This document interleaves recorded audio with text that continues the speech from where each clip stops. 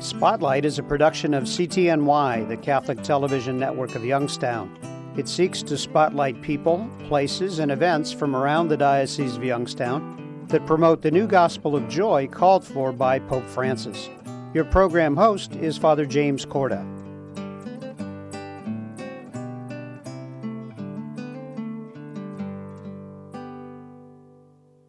Hello and welcome to Spotlight. I'm Father Jim Corda. Today we're talking with Father Frank Zanni, who is pastor of St. Thomas the Apostle Church in Vienna. And Father Frank, it's a pleasure to have you on the show today. Very nice to be here today. Thanks for offering. You know, you've got lots of wonderful things going on in your neck of the woods, and you're here today to share that wonderful news with us. Prior to that, give the folks that are with us a little background into the communities. We know that there was a reconfiguration Yes. with two parishes, namely St. Bernadette's in Maigery and St. Vincent de Paul in Vienna. Tell us about that process. How did it come about, and what was all part of it? Well, we were one of the, if not the first, one of the first parishes that went through the consolidation efforts for the diocese. And it just so happened that prior to the consolidation effort, there was 36 acres of land that opened up next to the Vienna Church, St. Vincent de Paul, and so we as a parish bought that just for the sake of buying it. And then we got involved in the consolidation merger of St. Bernadette's in Maigery. About 7, 8, 9 months into the process of working together with the parishes, the idea came about building a unified church between the two congregations. And so that we put some kind of feelers out to see whether parishioners would like that idea or not. And it kind of took root. And we expanded on that and continue to expand on that until we actually, parish council finances, because we had combined the two. We didn't have individual parish councils, we just had one. We didn't have an individual finances. We collaborated on all of that pretty quickly. And so with the parish discussions and parish meetings, we couldn't get everyone into both buildings originally. The size of both current churches were small, and we couldn't get everybody together for a weekend liturgies. So the most important thing that we wanted to do, we couldn't do. Sure. Because we couldn't get our faith communities who are working together, merging into one. We couldn't do that because we were still operating out of, worshiping out of two separate church buildings. And thus the idea came about building a new church. And it took a lot of struggle to do that, but we were able to do it. We went and auditioned architects to come up with ideas for us. And then we actually were able to present this to the parishioners, saying, okay, this is tentatively what the building is going to look like. And one of the most important things that we decided to do was that it was necessary that we took everything out of both parishes and incorporated them into the new structure, into the new building, because we didn't want to totally erase our identity as to where we came from. So we took all the stained glass windows, all the statuary, all of that came with us, and then we also incorporated then two smaller chapels within the building itself. And one is going to be named the St. Bernadette Daily Mass Chapel, and the other one is going to be called the St. Vincent de Paul Resurrection Chapel, where we could have calling hours for funerals. Sure. Or have if the funeral is a very small funeral, we could actually have the funeral mass in that small chapel as well. So those two kind of tie us, at least verbally, into our history. Yeah. But taking all the stained glass windows and the names that came with those windows and all of that's coming with us to the new building. Yeah. And so it's a pretty exciting time. Sure. You know, and even the exterior of the building, St. Bernadette's was a darker red brick. St. Vincent de Paul was a yellowish tan brick. And so what we did was we incorporated those two colors in the bricks on the facade of the church. Yeah. So when you pull into the parking lot, you'll see two different colors, brick, just as a reminder of the two parishes that came together. So those are just some of the things that we really worked on very hard to maintain our past. We didn't want to totally erase our past, and to visually make it appealing for a new structure. Tell us how you came about naming the new reconfigured two parishes. Well, when you merge together two parishes, you're actually creating a new one. And that's the reason why the name changes throughout the diocese. But like I said, we were one of the first ones, if not the first one, to undergo this. So what we decided to do was we didn't want any name that was currently being used in the diocese already. So we wanted something totally new. And then we had parishioners vote on it. We came up with 5 different categories. We had American saints. We had French saints, since both Bernadette and Vincent de Paul are from France. Sure. We had North American martyrs. We had saints that were not in the diocese now. For example, St. Matthew. There's no St. Matthews. And then we had a category on events in the life of Jesus. For example, Ascension, or the Nativity of Christ, or we took events in Christ's life and we had them all broken down into categories. And then it took us 6 weeks to wiggle down to the name St. Thomas, which means twin. Sure. And that was the name that the parishioners came up with, and so that's what we petitioned the bishop to accept as our new parish. Good. So it was we got all the parishioners, or most of the parishioners, involved in that process from the very beginning. Good. And so I thought it was very well planned out, and I thought it was very successful in what we did. We've got about 2 minutes left of our first segment. Tell us briefly how the whole reconfiguration process went. We know that this is really kind of a new thing in our diocese. It's been going on in many dioceses around the country where parishes are coming together, whether it's merging or combining or closing. That whole process, what were some of the greatest challenges, but what's some of the wonderful benefits? Well, the wonderful benefits of it was that we were able to pool our 2 parishes together, and one of the first things we did was we combined our religious education program. And so we were able to begin this process of working together and pooling all of our talents together from both parishes and collaborating them into one unified effort, whether that be in religious education or bereavement committee or whatever the case might be.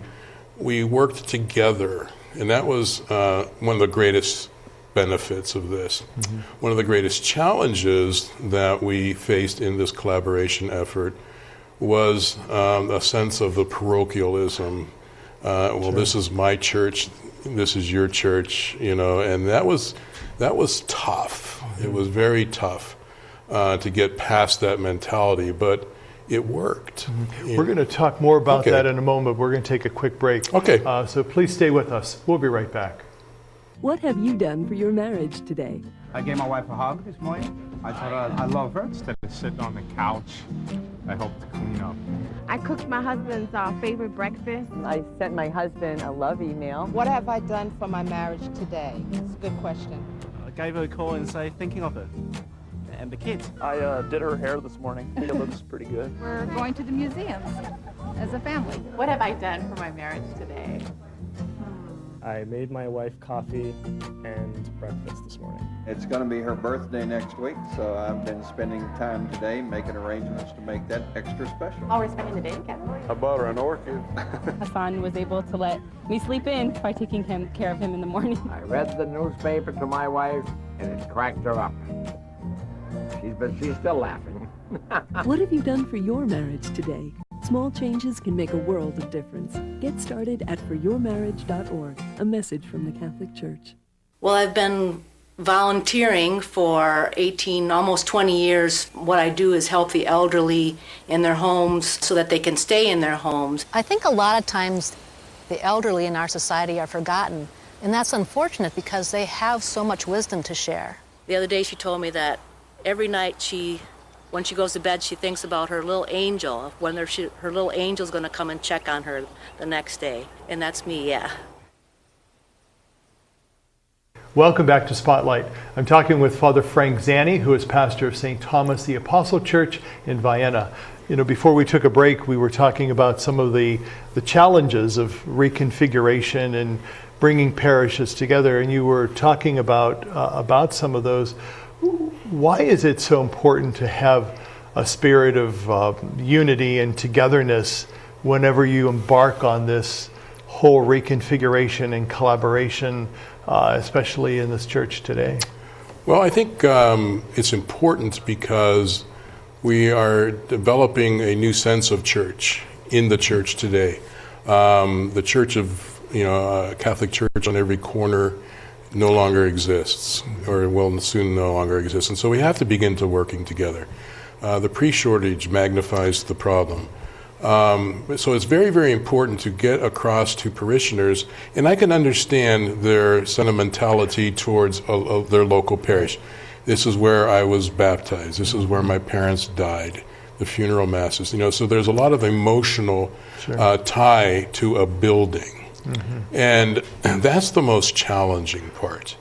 Right. That the broader concept of what church is needs to be understood a lot better. Mm-hmm. That a church is not just the building, it's the parishioners that fill the building. Right. And so there you have two operative understandings of church. Mm-hmm. And if you can plug into that it's a community of believers, not just the building, the process goes much, much smoother and better. I would imagine whenever there's a combination or a collaboration or at times even a closure, that there's a sense of loss that happens. Sure. It's almost like, celebrating a funeral. And whenever that happens, we know that as Christians that out of death comes new life. Correct. And so I'm sure that that's something that you spent many hours talking about and discussing and perhaps even celebrating with the folks.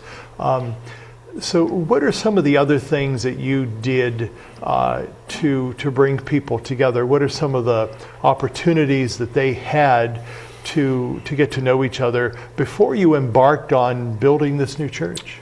One of the things that we did right from the very beginning was we wanted those that were involved in liturgical ministries on the weekend to know who they were in the other building, the other church. So we had a retreat day for all the Eucharistic ministers, for all the lectors, for all the ushers. Mm-hmm. And we also made the masses identical. Same music, same homily was given at either building. Mm-hmm. So we wanted parishioners to be able and willing to come to either building, and they would experience the same Sunday liturgy, exactly the same. So we made no difference, no differentiation between this church is going to sing this hymn, this church is going to sing that hymn, or whatever. It was identical. So we wanted them to be as comfortable as possible going to either current church building to experience the Sunday liturgy. So that was probably one of the most important things that we really stressed, and the importance of our ancestors sacrificed a bit to build these buildings, because for them it was important for them to have their Christian faith, Roman Catholic faith expressed. And we were really selling the fact, and it's still very important, is that we're guaranteeing a Catholic presence in that part of Trumbull County now for the next 50, 60 years with a brand new building. Mm-hmm. That we will have Catholicism in Trumbull County at this location, with all the other uncertainty that's out there. Sort of is like a Good Friday experience, but this is the new life that you were talking about. This is the resurrection. This is your Easter Sunday. Yeah, really. Exactly. This is our year-round Easter Sunday celebration. Mm-hmm. That through this collaboration, through the difficulties, we have new life now that will take us well into the future. Yeah. What do you do, and I know there are other parishes in our diocese that are experiencing this too, what do you do with buildings, especially church buildings that you no longer use? Mm-hmm. How do you address that? Because that becomes a real issue. It does become a real issue. Do you want, or how do you handle an empty building? God has blessed us at St. Thomas very, very nicely. Our current church building in Vienna is now going to be leased out to a business that is interested in coming into Vienna. So they're interested in the building. So we're in negotiations with them now to finalize that lease agreement. And that, of course, will help us pay our monthly mortgage payment. The church in Maisery is a little bit more difficult situation. However, we do have interested parties in looking at the building and the church and the rectory. And we reached out to non-church. We looked at social service agencies that could possibly use the rectory and or the church, because the downstairs has a kitchen, a hall. The upstairs you could use for any kind of workshops or whatever you might be interested in if you're a social service agency. So we reached out and sent people all kind of information on St. Bernadette's, other than just churches' denominations, that might be interested in it. So we've got a couple of fish on the hook for that one too. That's good. So we've been blessed. That's good, and it's nice to know that, because I think when people are part of this process of reconfiguration and collaboration and merging, there's all these loose ends, so to speak, that you really need to tie up and to address, because if you don't, then there's no closure. Because when someone dies, when there's a loss, hopefully there's some closure so people can move on. Correct. And so to have this new church building, which is really a tremendous blessing, once everything else is kind of tied up and you move on, they can truly celebrate as one community coming together in this new experience. So God has been very good to us so far. The parishioners we did a couple of pledge drives. We raised over $1.2 million from just the parishioners themselves. And so there's a lot of excitement, there's a lot of anticipation, and we have truly, truly been blessed in this whole effort, even buying that land with no intention of doing anything with it other than just purchasing, because it was up against our property, led to this, know. And so we've been blessed by God. It's been very, very good process. Good. We're going to talk a little bit more specifically now about the new church, but we're going to take a quick break. Okay. So please stay with us. We'll be right back. Whether it's passing on medicine, a blanket, or something as simple as a glass of water, that's how compassion works. And that's how Maryknoll works, hand to hand to hand.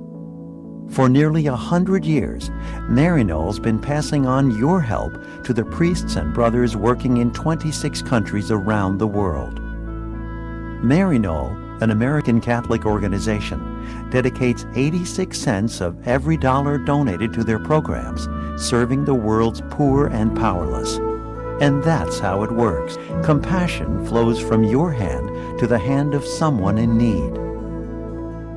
Hand to hand to hand. That's Maryknoll.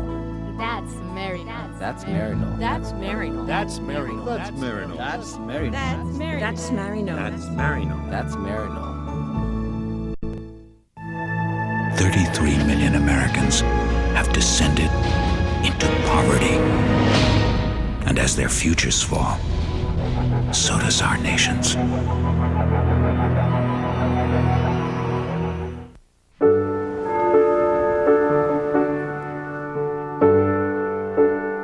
There is a place where a total stranger will give you their blood. There is a place where someone you never knew will save your child from drowning. A place where people from 7 states away will turn up at your door and give you food and shelter after a flood.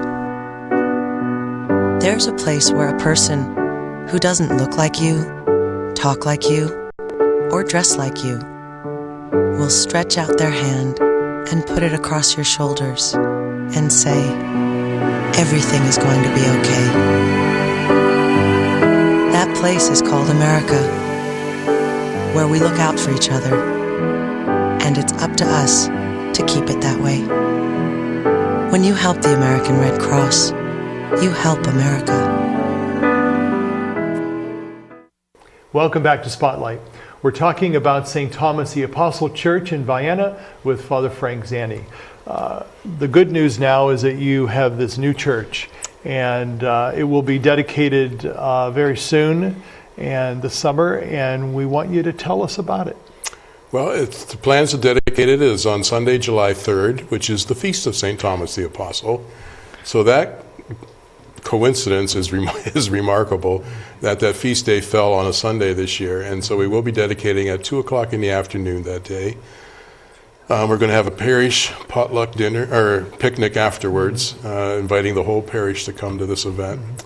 And the church itself is it's going to be beautiful. As I mentioned, we took everything out of both buildings. We have 32 stained glass windows between the two churches. We have a flowing water baptismal font that's going to have an Old Testament, New Testament drop of water down into a basin. And in between is going to be a depiction of Jesus being baptized in the Jordan by St. John. And the crucifix from Bernadette's will be the main crucifix of the church. The altar from St. Vincent's will be the main altar. So we combined as much as we could of all the statuary and fixtures and stained glass windows. We took every stained glass window and put it into the new church. And so it's scheduled to be done by the end of May. May 30th is the target date that's going to be completed. So the church will remain dormant until July 3rd. Sure. And so we will move masses into the parish center for a month for 4 Sundays. Very good. And so it's going to be a beautiful structure, just absolutely beautiful. And I would imagine that the tenor among the people is very positive and looking forward to this day. Oh, there's great anticipation. Everybody's, can I go over and take a sneak peek of what it looks like? And and I said, well, I don't know if you want to do that or not, but if you want to go ahead and go. But yeah, there's a lot of excitement. The place is really on fire about this, and so good. It's very, very positive and joyful time for our parish. Good. We know that there are some other parishes in the area and neighboring people, and do you do any kind of collaboration or outreach ministry with any of the local communities or any of the other Protestant churches? Yes, at all we that do are there? have an ecumenical coalition in the area. Actually, we sponsor a Lenten luncheon series at the parish where we invite area ministers to come on every Wednesday of Lent. And we take turns giving a half-hour meditation kind of experience on a Lenten theme. And the parish puts on a luncheon prior to that. And then we also have an ecumenical Thanksgiving service that we rotate churches in the local area, and each church sponsors it each year. So we are doing a lot of, and we have a Vienna food pantry that operates out of St. Thomas. So that helps with the other parishes help with that as well. So we do a lot of ecumenical things in the area as well. That's good. As you kind of look down the road to the future of the parish, embarking on this new building and getting it all paid off and moving on, what would be some of the hopes and the dreams that you have for the parish and for the community in general? Well, overall, I think this is a great sign of hope for the Vienna area itself, for the diocese itself, and of course, for the community and the parish.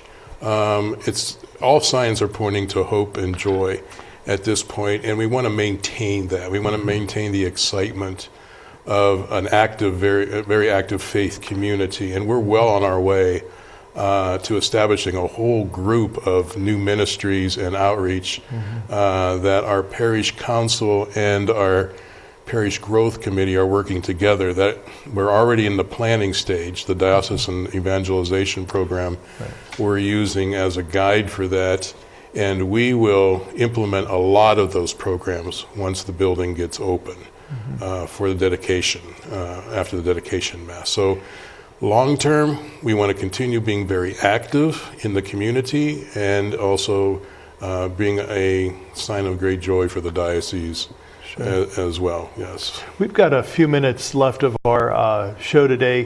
What would you like to share with the folks that are with us that might be experiencing this sense of collaboration or merging or reconfiguration. We know that that's really an ongoing process, not only in our diocese, but dioceses throughout the country. What would you like to share with them about the process that you went through and your parishes went through that might help them better understand and better appreciate what the end goal is and what the final outcome will be? I think the most important thing for parishioners to try to understand is that the church that we all grew up in is not the same church that we're going to be experiencing in the next 10 to 20 years.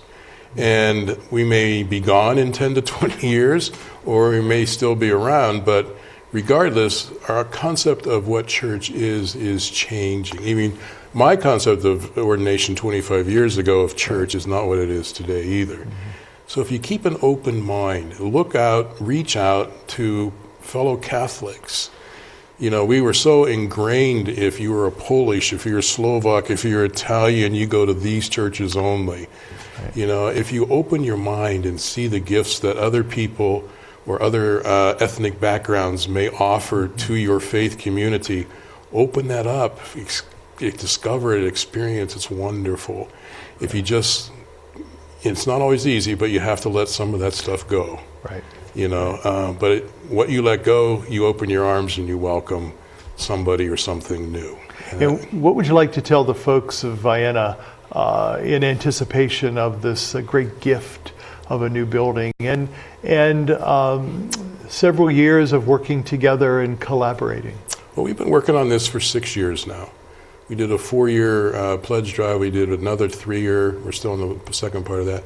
But I would like to thank the people of Vienna, Brookfield, Masury, Fowler, those immediate area of that part of Trumbull County, understanding the importance of having a faith community and a presence of that faith community in their community. And I think that is probably the most important thing I would like to say thank you to the people of that part of Trumbull County, realizing that it was important and is important to have a visual presence of your faith instead of possibly losing that altogether, you know, the presence of that. They stepped forward and they knew the importance of what it was to have a church as our ancestors did. Right. You know, back in the 30s and 40s and 50s, that they needed a place to worship Jesus, and the people of that part of Trumbull County stepped forward and understood that, and I thank them for that. Well, Father Frank Zanni, we thank you for being with us today on Spotlight, and we look in anticipation for your celebration on July 3rd, the Feast of St. Thomas the Apostle. We wish you well and many years in your new church. Thank you very much. Appreciate that. Thank you. And thank you for being with us. Have a good day, and God be with you.